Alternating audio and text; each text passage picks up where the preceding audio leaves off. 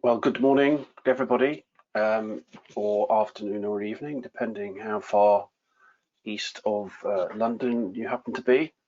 Welcome to this webinar, which is the first of our webinar series for 2021. We will be introducing 3 new standards that were published towards the end of 2020. And we will walk through these 3 standards in some detail. My name is Mark Isherwood, and along with my colleague Niels Romp, we are part of the DDEX Secretariat. I will present a very brief overview of DDEX and also introduce you to the Mechanical Licensing Collective. I'm sure a lot of you know what that is. But we thought we'd better introduce that because 2 of the standards that we are talking about today were specifically created and developed to meet the communication requirements of the Mechanical Licensing Collective, or MLC. And then when I've done that, Niels will actually walk through the 3 standards. The BWARM standard, we'll get to what that acronym means in due course, a DSR profile for the MLC, and then a best practice document relating to catalogue transfer, which again, Niels will explain when we come to that section of the webinar. Please remember, we're very happy to take questions. The easiest way for you to do that is through the chat. So we would ask you to use the chat facility if you have any questions as we go along, and we will of course do our best to answer them. So as I'm sure most of you know, DDEX is a standards organization operating primarily in the music industry on a global basis. And the type of standards that we develop are intended to improve the efficiency of communication of data along the music industry value chain. And we do this by creating 3 types of standards which have to work together to provide the efficiency and the reduction in cost. Probably what we're best known for is developing message formats. That is the order in which data elements appear in a computer message and how they relate to each other. And obviously, that's the main vehicle by which the data that business partners wish to communicate to each other will appear. Then the second area is choreographies. These specify the order in which messages should be exchanged and the direction in which they should travel, and what the trigger point should be that actually prompt the sending of a message. And then finally, the message protocol sets out the actual mechanism by which the messages are exchanged. Up until relatively recently, probably the last 2-3 years, most of that exchange has been done using secure FTP sites, in which we, excuse me, in which we specify things like directory structures, file naming conventions, and so on. But more recently, more companies in the industry are beginning to use web services, which is a much more automated environment for the exchange of messages, where a lot of the actual process is managed by machines. But obviously that requires a lot more detail in terms of standardizing the way that exchange takes place. As you can see from this map, we have now really created standards that affect pretty much every type of organization that operates within within the music value chain.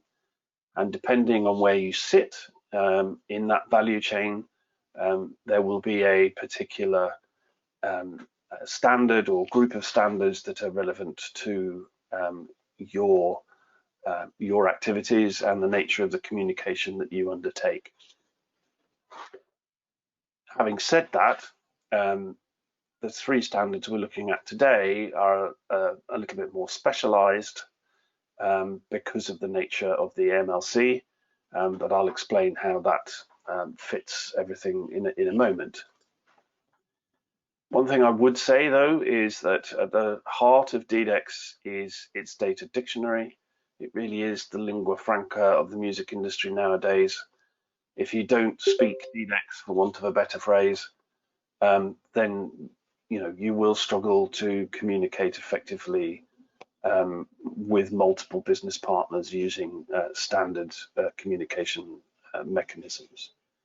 The data dictionary contains the entire structure of all of the messages, the semantics of every term, and within the structure of the messages, the structure of what we call common composites.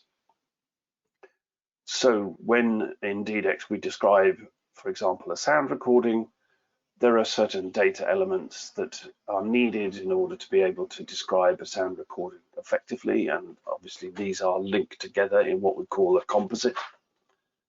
And these are very common building blocks for the way in which we construct all of our standards, and you will find things like sound recording, musical work, description of parties, contributors. A lot of the structure of that will be common throughout all of the standards, and we use these as building blocks when we develop new standards or update existing ones. DDEX is now pretty ubiquitous. We've issued well over 6,500 implementation licenses. Unfortunately, much as we try, DDEX has a fairly limited amount of information about what implementations exist.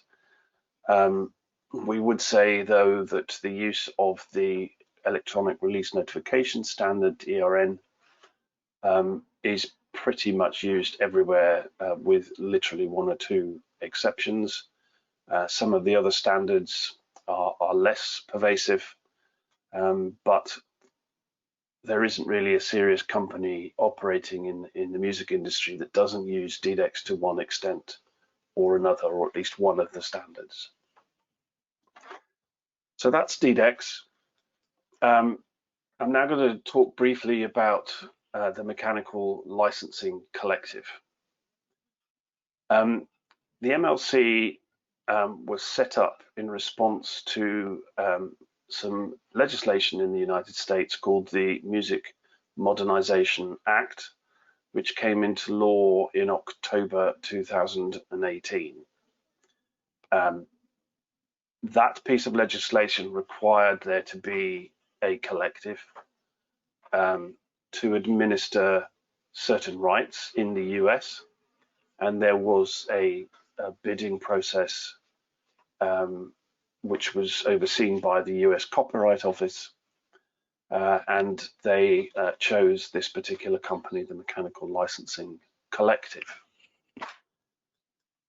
And what the MLC has to do are a number of things.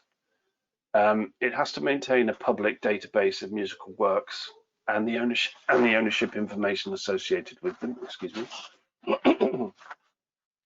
It then has to administer new blanket licenses for mechanical rights in musical works and make those available to certain eligible specified types of digital audio services. So in that sense, it's not unlike a collective management organization operating in almost anywhere in the world. As part of the new blanket license that's been created, the MLC will receive and match sound recording usage data from the digital audio services with the MLC's musical work ownership data, and that will then allow them to collect the relevant royalties and distribute these mechanical royalties to all the relevant parties, such as music publishers, administrators, foreign collective management organizations, and indeed self-administered artists. I'm sorry, that last word got slightly scrambled. very often, I know from attending in the days when we could seminars about the MLC, there is some confusion about the limit of what the MLC is capable to do, is allowed to do. And what is on the left hand of that slide is very much the limit of its activities. So what it does not do is administer performing or performance royalties. So the MLC doesn't replace any of the PROs in the US or indeed anywhere else.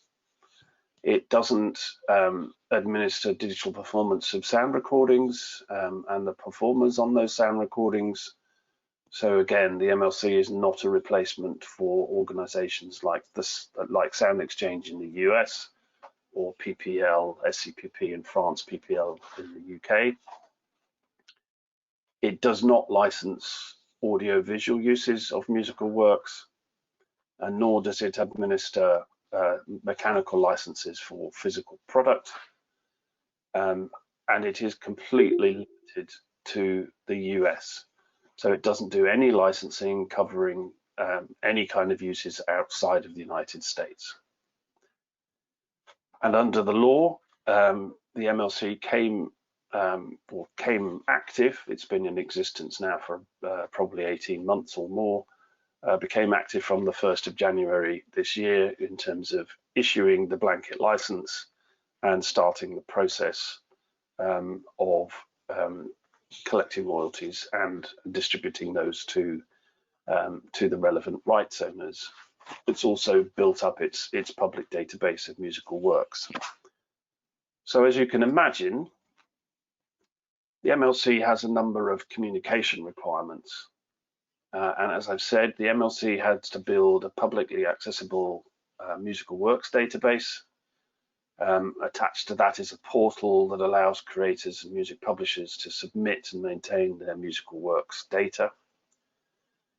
But the law specified, the Music Modernization Act specified that there has to be public access to that database.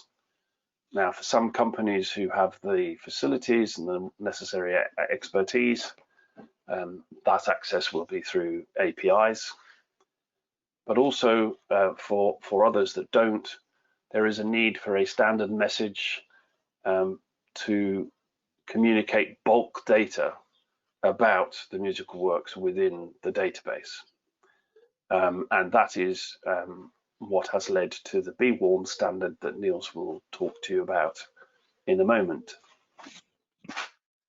The second, slightly more obvious area of communication or requirements for communication is, as part of the new blanket license, that the digital audio services have to report sales and usage data back to the MLC, and they wanted to do that using a standard message format. However, ideally they could have adopted an existing DDEX standard, but because the US Copyright Office has very tight oversight of the way the MLC operates, it therefore has to take soundings and ideas from the entire music industry about how the MLC should operate, and that means that certain specific requirements are laid down by the US Copyright Office. So although the DSR profile that Niels will talk to you about is very much based on an existing DDEX standard, there are certain other elements that were required effectively by law that are not covered in the existing DSR standard, and so that's why there is a separate profile. So I will now hand on to Niels. Thank you very much. Good. Welcome. Good morning, everybody. And let me re-emphasize what Mark said earlier. If you have any question, just do type into the chat and we will make sure that your questions will get answered, or at least we will try to answer your question. I'll talk about the three standards that Mark has mentioned. I'll start with BWARM, the bulk communication of work and recording metadata, where, as per Mark, what Mark has said, where the MLC, the Mechanical Licensing Collector, has specific needs to provide work and recording information to licensees and other companies. Now, DDEX already has a standard that can do exactly that, which is the Musical Works Notification Standard. However, the MWN standard, as we normally call it, is very transactional. It's very detailed on an individual musical work with all its shares, all of that information. And it's typically provided in response to a query. So can please you, licensor, musical work publisher, for example, provide me with a claim about a musical work, information about a musical work, who owns it, and so forth. And then you would get a reply to that specific request on that one work, 10 works maybe, those kind of sizes. The Mechanical Licensing Collective has the need to communicate thousands or tens of thousands or hundreds of thousands works in one go. There is need for bulk communication.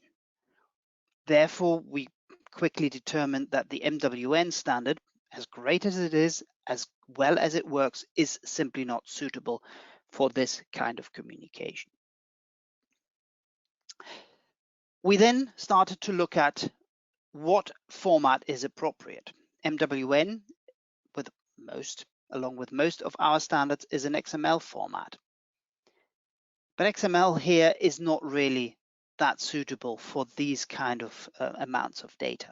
So we're looking at some kind of a flat file, tabular separated value file. Why did we end up at TSV? Well, DDEX already has some experience. The sales and usage reporting and the claim detail messages, they both are using TSV.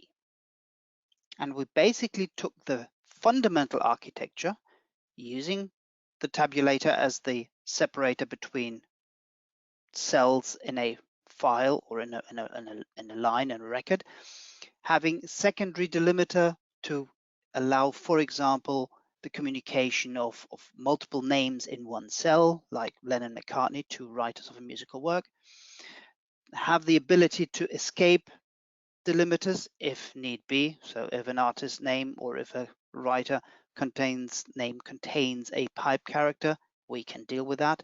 If they contain a tab character, we can deal with that. And we can deal with all kinds of script and languages. Less important maybe for the North American market, for the US market, yet still important enough that that was a requirement.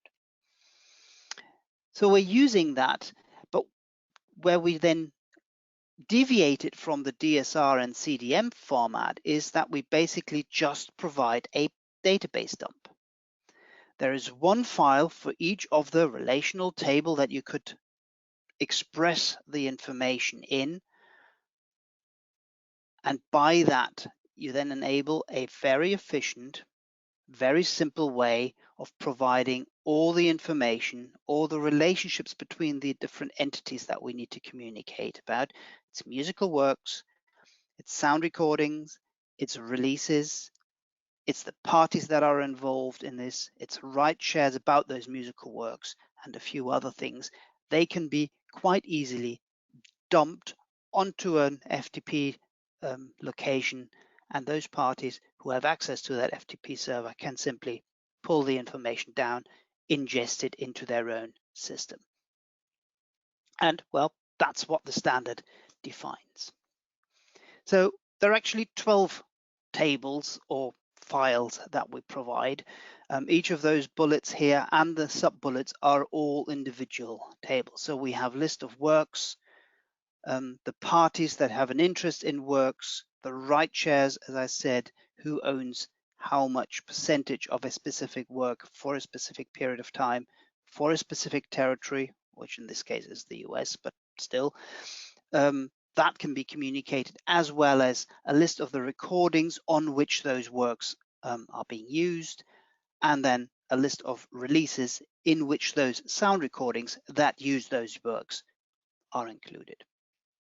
And last but not least, there's a list of unclaimed shares and their usage to allow publishers to then look at the information and saying, oh, I better make a claim for this because that's mine and it's quite a lot of usage that has been attracted, therefore there's quite a lot of money in it.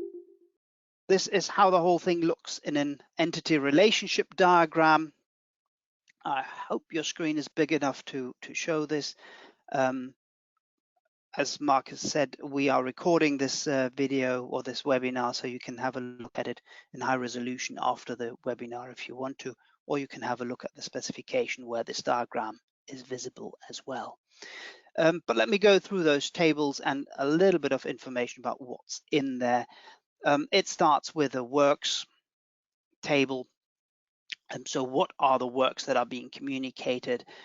And you have the typical information about them. You have the ISWC, the work title, the duration of it, the feed provider's work ID, that is the proprietary ID that the MLC, if they are the feed provider, give to each song, to each composition, that kind of information.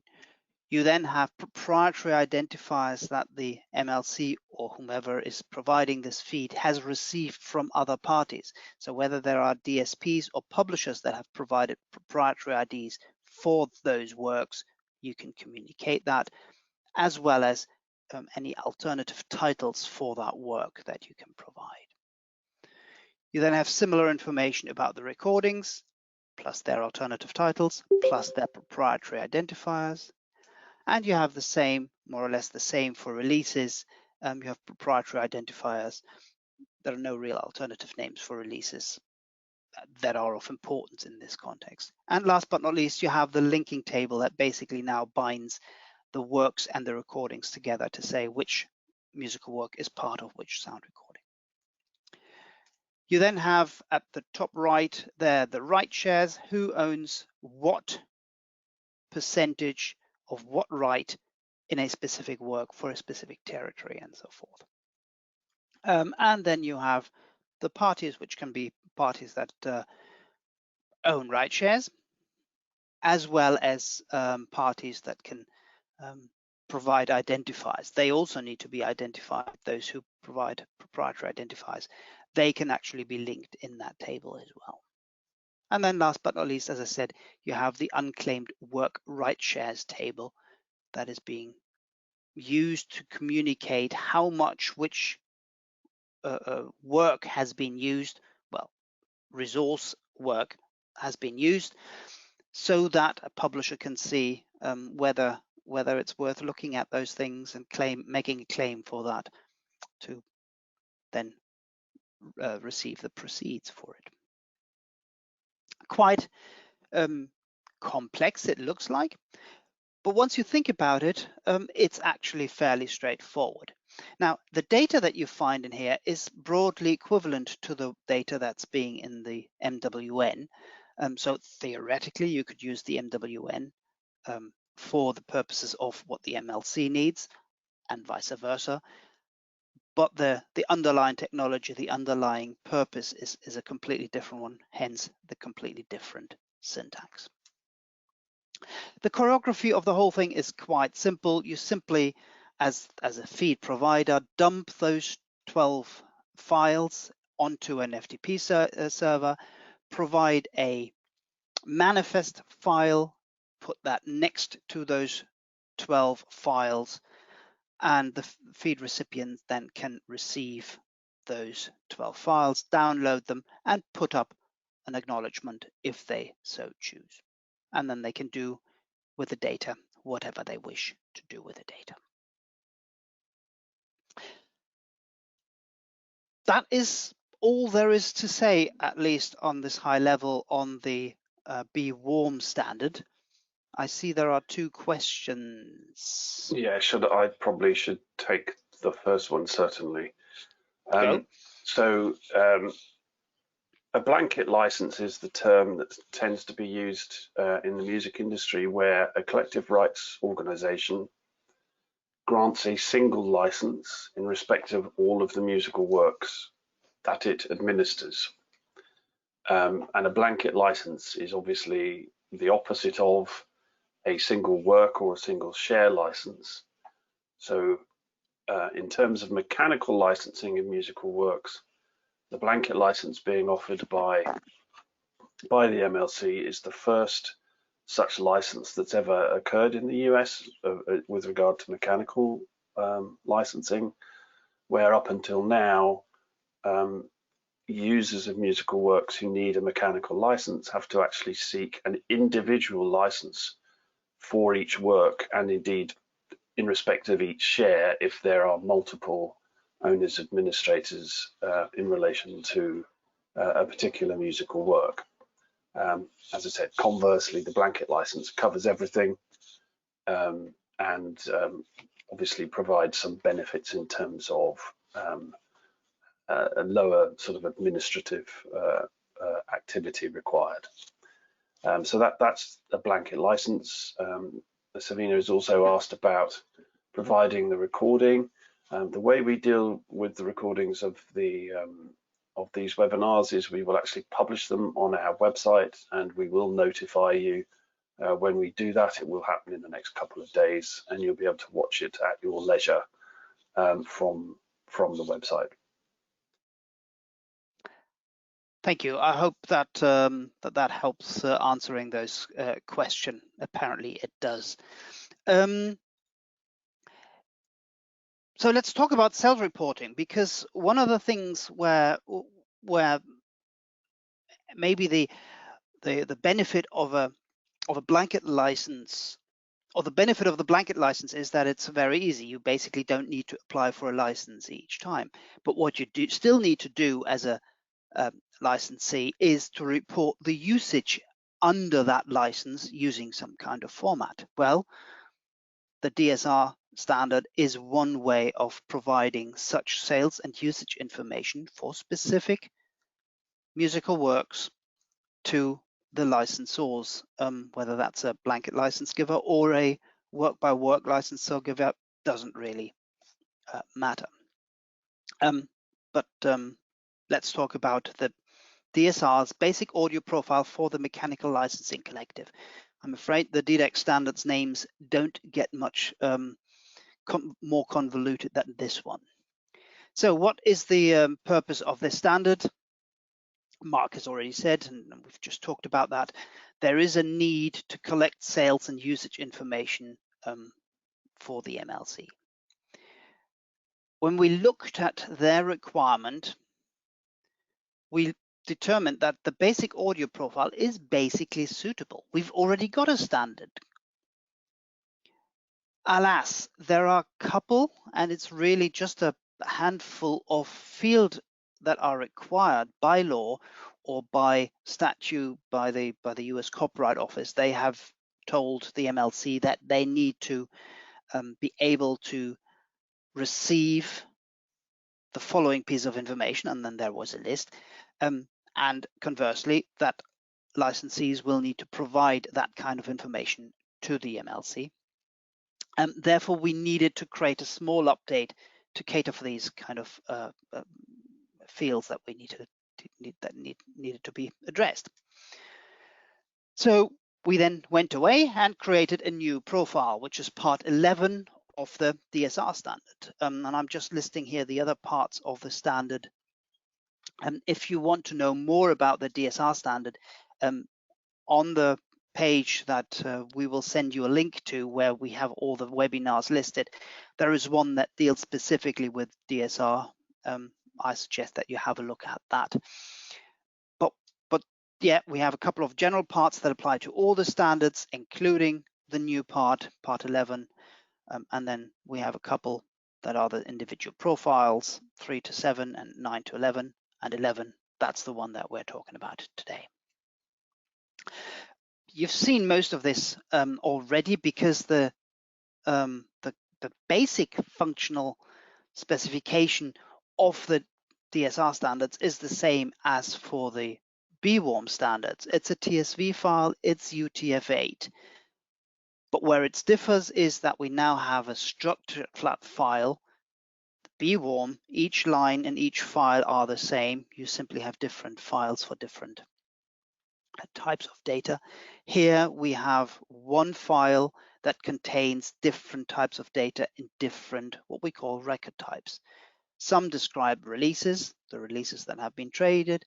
Some describe the resources, what's the resources that are on the releases. Some describe the musical works that are being used. Then there's sales and usage information. There's some headline and summary information to get a quick overview. And then you have a header and footer to make sure that you know who sends what to whom, when, and those kind of administrative information.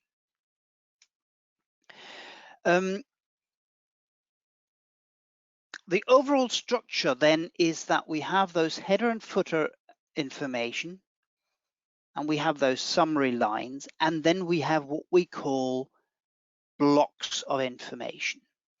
These blocks are self-contained and describe everything that you need to know about a single transaction. And it looks basically then that. You have the header record, the sum records, and those individual blocks. When you're looking into a block for the basic audio profile for the mechanical licensing collective, it looks like this. Again, looks really complex, but in reality, it isn't. You have what we call a head release. Well, what is the release that the DSP has sold or streamed or traded, or whatever the business model might be, with all the information that a release would have, the release title, display artist, and the likes. That's the dark blue. In red or pink or whatever you want to call that color, you then have all the resources, all the sound recordings that are on that release. Those releases might contain work information, those records, or they may not contain work information. If they don't, which is in the case of resource 4, well, then you need to provide the work information in a separate record, and that's these dark brownish yellowy ones. In addition, you can provide rights controller information if the sender of the sales and usage report knows who owns parts of the musical work, who has right shares in that musical work, then they can provide that information. Clearly, that information may not be authoritative because they may have received it over time, and the owner of the musical work may have changed since they have received that information, but it gives the MLC, in many cases, information about shares that they then can use in their normal operations. I'm not going to talk about the sub-releases. If you're interested in that, have a look at the other webinar that I told you about.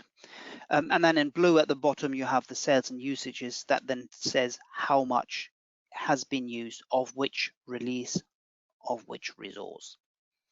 And those pointers that you see there, that simply just tells you that, for example, the first sales and usage record in light blue at the bottom, and that's a sales usage record that points to the first resource. So in that case, that used resource number 1, and the very last one that used actually the head release. So the entire release was traded. But when I said at the beginning, we were nearly there with the basic audio profile that existed worldwide. Why didn't we use that? Well, yes, there were a couple of changes that needed to be done. So we needed a different summary record, and we needed a slightly different list of fields for describing releases, resources, and musical works. And we need this rights controller record that the basic audio profile does not have. But that's the only change, really, other than that the new basic audio profile for the mechanical licensing collective does not support the single record block variant, or SRBV, as it says at the very bottom. that's a simplified format for the entire profile, where a block is basically collapsed into one very long line, but there is no need in this case for it, so we have done away with it. So what are those changes? Well, if we're looking at the release, resource, work records, those four, well, it's those changes. We looked at the existing records that are used in the basic audio profile. That's RE01, that's for the head release. That's AS01 or AS02, that describes the sound recordings, and MW01, that describes the musical works. And we just needed to add the names of artists and titles as received. So not just the information as the DSP holds the information, but as they have received it in RAW from the record company. That was a data requirement stipulated by the Copyright Office in the US, therefore we needed to include them. So the AS01 has something like 20 fields, and then there are 3 more fields added at the end of that deals with the artist names and titles as received. Very small change, but worth doing because, well, we had to by law. And then the summary record, well, there's just 2 fields that the Copyright Office said we needed to cater for, and that's the total cost for a DSP for making available a specific musical work, and any performance royalties that result from that. And we simply used the SY01 record and transferred that into what we now call SY12 that contains that information.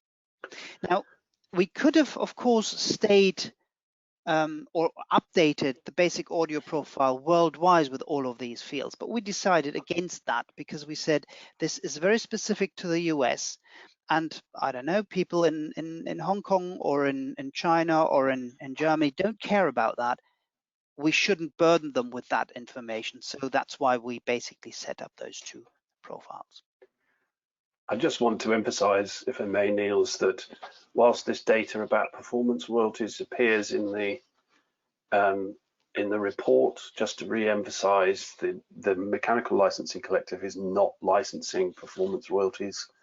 It was just a requirement of the US Copyright Office that this data was included in the reporting format. So the fact that they provide this data has no bearing on, or doesn't change the circumstances under how performance royalties in the US are licensed and collected, which is through ASCAP, BMI, CSAC, and the 4th one, which is Global GMR. Sorry, just to re-emphasize that point. Sorry. No, absolutely. Which is correct, and just to add on that, some of those fields that we were asked to add, we did ask ourselves why we are adding those, because they make no sense for the operations that that we are trying to support. Alas, the territory in which we operate, or where we see this standard to operate, requires that information. Therefore, we just said, well, let's not, we have to do it, and so we did. Anyway, that was basically all I wanted to say about the self-reporting profile, the new DSR profile for the Mechanical Licensing Collective. Mark. Yeah, so we've had one other question that came to us as organizers. Do you have any information if PRS MCPS would implement this standard? The simple answer is they would not. This standard, the DSR profile, basic audio profile for the MLC, is simply and only going to be used in the US, and it will be the messages will be created by the digital music services in the US that are licensed by the MLC, and they will send the data in the standard to the MLC. So it is not going to be implemented in any other country in the world. It was just felt because the MLC is very much about trying to standardize activities in the US, that they should use a standard body rather than create things separately themselves. So just it's purely for the US. Hope that helps. Having said that, as far as I understand, the MCPRS, as you mentioned, or the PRS for music, they have implemented the standard basic audio profile. So the underlying ones and a couple of others, they are used quite heavily. So the DSR standard is used all over the world in increasing numbers. This new profile is US specific, though, as Marcus said. Good. If there are any further questions, please don't, just because I start now to talk about the best practices for catalog transfers, don't let that deter you from asking further questions.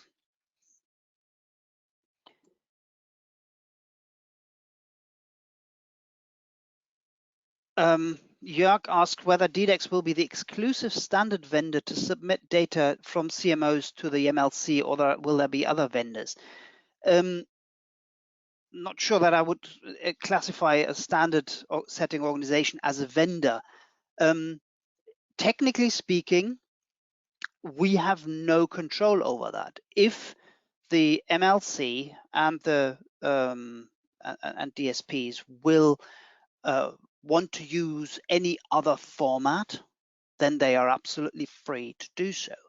It is our understanding, however, that the MLC says that the two standards that they want to use are BWARM and the DSR profile that we have talked about just now.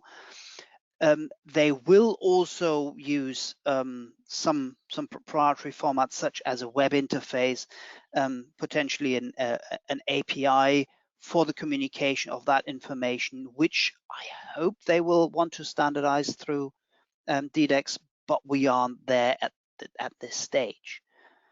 So it's hard for me or for us to answer that question definitively.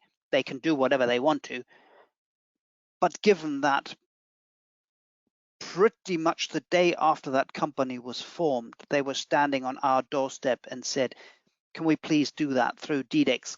Gives us a fairly high confidence that that whatever they do, they would want to go use DDEX standards for their communication needs. Good. Let me talk about catalog transfers. And let me talk about a love triangle.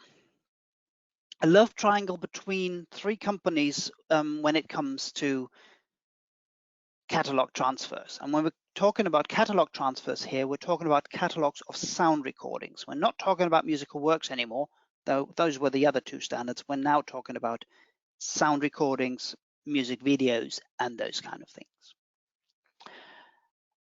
And the three parties involved here are the relinquishing record company, as we call it. So the record company that owns a catalog of sound recording or controls a catalog of sound recordings and transfers their rights to some other company, some other record company. That may be because they sell that catalog. That may be because they sublicense it, or that the sublicensing agreement comes to an end. It doesn't really matter what the trigger is of that transfer of rights. The crucial point is now there is a new owner or rights controller of those rights in those sound recordings. And that then means that the DSP needs to receive information from that new party about all the stuff that they have on their books and are trading to consumers. The only problem is that it's actually not a love triangle. As love triangles are, they get messy, and this is no exception. There are, in many cases, aggregators involved, and it's those aggregators that actually transfer the metadata up to the DSP from the record companies themselves. And while the transfer of rights is between the record companies, the transfer of metadata will then need to flow through those aggregators. And as soon as you have those 5 companies together, there is a problem sometimes with data getting lost or falling through the cracks. And what happens is that sometimes releases just disappear from a DSP site, even if the DSP in question actually has a deal with both of those labels, with the relinquishing label and the acquiring label. So in theory, nothing should change for the consumer, but in reality, the content suddenly disappears. It may only be for a short period of time, but it disappears. Arguably worse is when the content stays, but a lot of the metadata actually disappears. Either the consumer reviews or the playlists are being blown up, or the content from an artist homepage on the DSP service just disappears or gets mangled. And those things happen quite regularly. Let me run you through two of those examples. So here is a timeline, and at some stage, the acquiring label says to the DSP, hey, I've just bought this catalog. I've just acquired this catalog. Can you now make this available and pay me, please? And the DSP ingests that information. Remember, they have a deal with one another, so it's normal to receive that information. So they ingest that information, and they realize that, oh, now I have 2 claims for the same sound recording, for the same territory, for the same time period. Because traditionally, the relinquishing record company did not inform DSPs about a loss of rights. Well, of course, they're going to take it down the DSP, won't they? Because suddenly they don't know who owns this stuff. And in order to not get into trouble themselves, they just take the stuff down up until the time they resolve the overclaim. That may be, again, very short, but it may be longer. Alternatively, okay, same scenario, record company sends a deal for newly acquired content. Luckily, at the same time, or shortly before or shortly after, the relinquishing record company informs the DSP about this. Or maybe the deals have come to an end anyway. But the DSP may not be able to match actually the information coming from the old label and the new label, and then some of the data disappears. Quite often, the content will be there, but the metadata will not be there, as I just said. So we'll lose, again, service until it's resolved. So that means there's a loss of service, a loss of user convenience, sales, loss of income, and the only thing that goes up is cost, and everybody is sad. So that's an old problem.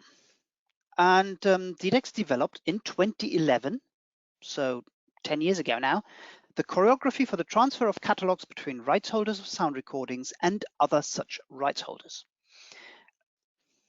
It wasn't implemented though, because while it created a fully automated approach of handling catalog transfers, it was fairly heavy-handed and does not cater for the process of dealing with aggregators and distributors. And it specifically didn't support the human hand-holding that is necessary for dealing with catalog transfers, which is where the 2020 catalog transfer best practices come into play. It's not a standard, it is just a set of best practices. It still just applies to sound recordings. By the way, we do have a standard for catalog transfers that deal with musical works, that's the letters of direction or LOD standard that has been developed. But here we're dealing with musical works, and we've now defined obligation for a smooth transfer on all the parties involved, and then a choreography that aids the humans that are involved in that catalog transfer to make it work. Part of that is basically what we call a crib sheet to share information amongst those 3 or potentially 5 parties in that love triangle. We realized fairly early on that the main incentive for a catalog transfer to work lies with the acquiring label, the acquiring record company, because they want to receive the money going forward, and the DSP because they don't want to get consumers that are cross with them. But, and that's a big fat but, the catalog transfers cost additional work for everybody, including the relinquishing publisher, including potentially the relinquishing aggregator, though they are the least involved party in all of this. So we then said, and I quote from that standard, therefore it seems reasonable to also expect record companies or aggregators or distributors who relinquish content to also help with the process of transferring catalogs. And that's a critical thing. It took a while to get everybody on one page with this, but I think in the end, everybody is happy about that. I need to hurry up, I see. So this is the choreography that we defined. So there's a contract being made between the seller and the buyer. Simple. The selling label, and I just call them seller and buyer here to make it fit the slide, basically. The seller needs to make sure that they get actually all the data from their metadata provider, which is often an aggregator. Especially smaller labels often don't have the data themselves. So they need to make sure they have all the data so that they can then tell the buyer all about the data, about the releases, the resources, potentially the works, especially the identifiers for all those entities involved, so that the acquiring record company knows that information, who can then let its aggregator know if they're involved, that there will be a transfer and these are the bits that are being involved. Then the DSP can be involved and they can receive this crib sheet from the acquiring record companies plus ERNs with deals. And then there's a feedback. The DSP can tell the record company that has just sent them a new catalog how they're getting on with it. Are there any stuff that is at risk of falling through the cracks? If the label knows, they can act much earlier and avoid the stuff falling down.